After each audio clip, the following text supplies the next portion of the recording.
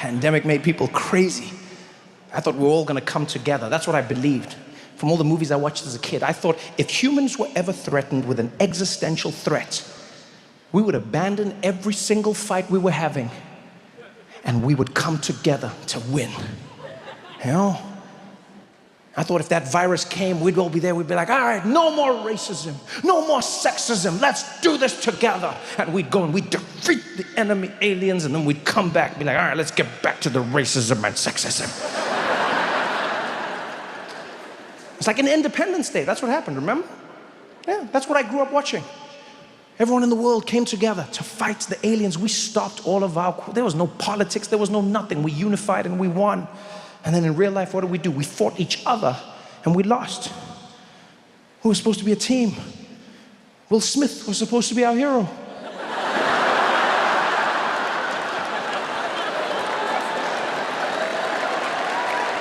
None of it went as planned. As humans, we've become so comfortable knowing that we forget how uncertain life is. We get taught every single day that we know. We get comfortable knowing, so you think you'll always know. What's the traffic gonna be like? You know. What's the weather gonna be like? You know. Oh, it'll rain on Thursday. You understand what a magic trick that is? If you had that technology 500 years ago, you were like, oh, it'll rain on Thursday. People would be like, I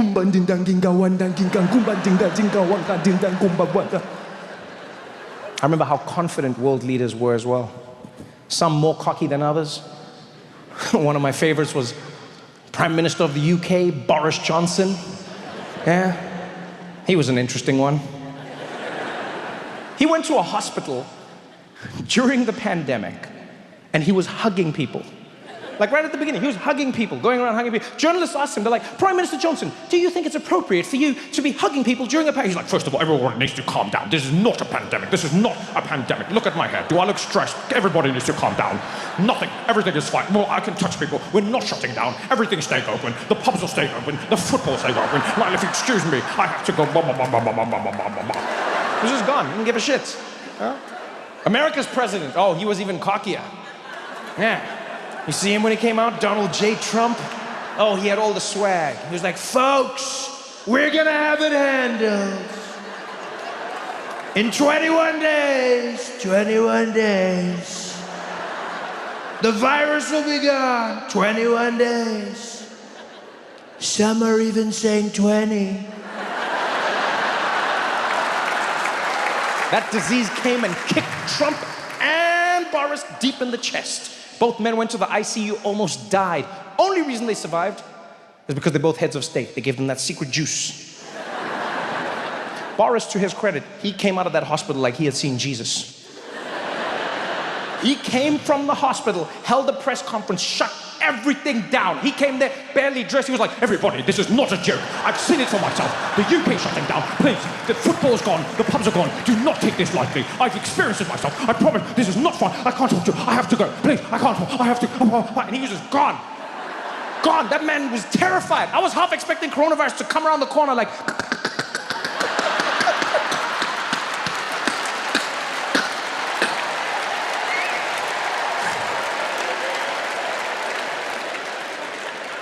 Trump, on the other hand, didn't give a damn. That man will die from being stubborn. He came out of the hospital, could barely breathe, but still held a press conference. Didn't even speak. He was just like...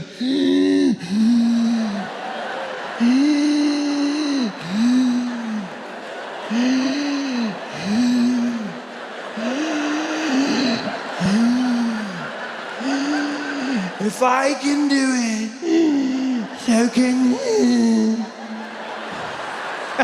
Such a fun sound. Sound of happiness. The sound of white happiness in particular. Yeah. I've tracked it. I've searched for the source of woohoo and I found it originated with white people. Yeah. White women in particular. Yeah. That's where it comes from. That is the sound of a white woman's turn up. That is the sound of her getting into the game. It's like, Tammy! Woohoo! And that's when you know it's on.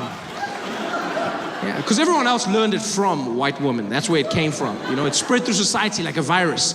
It's not the natural sound anybody else makes. White people make that sound instinctively, but everyone else has learned it. Like, white men were the first ones to learn it because for them it's sort of like a mating call. They know what it means. They have to reciprocate, like, woo, whoa.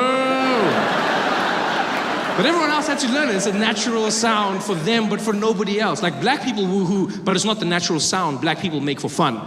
You know, black people can woohoo, black people often do woohoo, but it's not instinctively a black sound of happiness. And I think it's because black people are uncomfortable with the woohoo. Deep down inside, there's a certain moment in woohoo when every black person stops enjoying it. There's just a moment when, and maybe this is just my personal experiences, but I feel it sounds eerily similar to a police siren. There's just a moment where it stops being fun. It's just that split second where it's like, woo-hoo, woo, woo, woo, woo, woo, woo, woo. Like, put your hands in the air and keep them there. Terrorism is not a race, it's an act. It has evolved over time. Yes, right now we're dealing with extremism, Islamic terror in some parts of the world. But if you go to other parts of the world and ask them what a terrorist is, they'll show you a different face. You go to England, 20 years ago, and you said, well, what was a terrorist? They show you a drunk Irishman, right? I didn't need to say drunk, I could have just said Irishman. There was a time when Nelson Mandela was labeled a terrorist. Like, terrorism is an act, it's not a face. People say these things. Well, these Muslims, you gotta admit, there's an awful lot of them doing the same thing. You're like, yeah, but you know who's not a terrorist? Most Muslims. Yeah, most Muslims are not terrorists. I'm not even Muslim, but it gets to me because I'm like, most Muslim people are not terrorists. You know how you know this? Because we're still alive. Yeah. They've had ample opportunity to take us out, people. There's 1 billion Muslim people on the planet. They've had every chance. They could have killed us using those falafels they sell us after midnight when we come out of the club. They could have wiped us all out. But they're killer kebabs. Yeah, I would have never learned about America. I would have never come out to places like Washington, D.C. I would never learned to drive on the other side of the road. I would have never learned about charming racism had I not come to this beautiful country. Yeah. Probably something that changed my life forever. Charming racism. Classic American charming racism. I never knew there was such a thing growing up. And I thought I knew all about racism. I always, coming from the home of some of the best racism in the world, I don't mean to brag, but South Africa is by far, like we've got top quality racism out there. Like, it's handcrafted. You don't get racism like that anymore. Like, I've seen racism all over the world. To be honest, the standards have dropped. It's not what it used to be. Like, I'm talking about quality racism. Now it's cheap and mass-produced, probably made in China now. I'm talking about real racism. I discovered charming racism in a place called Lexington, Kentucky. I don't know if you've ever been, but you really need to go. It's a beautiful place. Old school, charming racism with a smile and the tip of a hat. Everyone in Lexington had this vibe, the smile, the charm, the drawl. Oh, the southern drawl, I love it so much. They would speak out there. The grammar's horrible, but it's still beautiful. No, because the sentences don't really make sense. They'd be like, y'all ain't never gonna see none of them out. And it's like, that's not English. Your autocorrect is broken. I don't know what that is, but it's beautiful. In fact, when they speak really fast, sometimes it sounds like someone's playing a banjo inside their mouths. That's what it sounds like to me. I asked 2 men for directions, and they started arguing. It was the most beautiful sound I've ever heard in my life. The guy was like, where are you going, boy? I said, I'm going to the theater. Can you direct me? He said, oh, you're gonna get on the way on the road. Maybe they don't see long down that way. And the friend was like, no, they ain't get along, I ain't down by man, they don't get on same. Right, they never know going down be on D. They don't get on me, but they ain't gonna man on again on B. It was almost.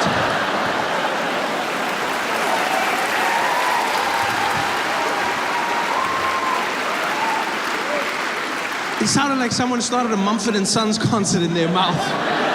Because 1 minute they were talking, and then they got into it, and the guy was like, "Nail on, get on, why no?" Say like, "Be on the game, on me, fiddle on, down, get on the game, on, better on, why, but get on the final day, bound it along me, how me along me, gotta lean on the gun, don't they, gotta lean on, fiddle on, why, bet, get on the warning, never gonna take that way, gotta lean both fine line, then on the game, don't play, get on the gun that way."